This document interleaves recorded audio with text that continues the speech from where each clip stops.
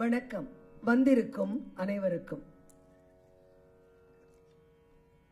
Karthik fine arts நடத்தும் இசை நாட்டிய நாடக விழாவில் இன்று திருமதி நித்யா ரஞ்சித் தரும் அற்புதமான ஒரு படைப்பு சிவகுரு சாரம் என்ற தலைப்பின் கீழ் ஒரு நாட்டிய தொகுப்பினை தர வருகிறார். சிவகுரு சாரம் வித்தியாசமானது. தலைப்பு சிவனை பற்றியதா இருந்தாலும் சிவனும் குருவும் இணைந்த ஒரு அற்புதமான படைப்பாக தரப்படுகிறது. இதுவரை சிவகுரு சாரம் என்ற தலைப்பின் கீழ் எந்த ஒரு நாட்டிய படைப்பும் அமைக்கப்படவில்லை. முதல் முறையாக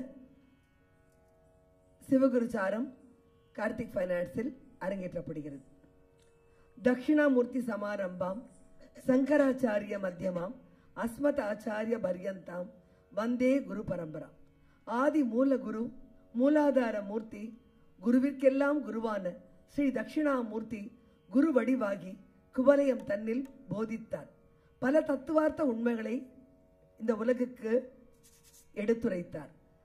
சனகாதியர் நால்வர் சீடர்களாய் இருந்து தவம் செய்து சொல்லாமல் சொன்னவரின் நினைக்க பெறாத வாக்கியங்களை இப்பூவுலகுக்கு அள்ளித் தந்தனர். அவ்வகையில் சிவபெருமானே மூல குருவாக அவதரித்தவரின் அருள் பெற்று பூமியில் அவதரித்த குருமார்கள் எத்தனையோ பேர். மூல குருவாய் வானுக்கும் பூமிக்குமாய் சோதி வடிவானவனை சுந்தர ரூபனை ஞான குருவாகி நல்லுபதேசம் செய்த சிவபெருமானை திருமூலர் 3000 திருப்பாட்டுக்களால் அர்ச்சித்துள்ளார். 11 சித்தர்களுள் ஒருவராம் திருமூலர் 12 காலம் தவம் செய்து 10ஆம் திருமுறை என்று போற்றப்படும் திருமந்திர தமிழ்மறையை தமிழ் மந்திர வடிவத்தை 3000 பாட்டுக்களால் வர்ணித்துள்ளார். அவர் தந்த தொகுப்பில் வராத விஷயங்களே இல்லை எனலாம்.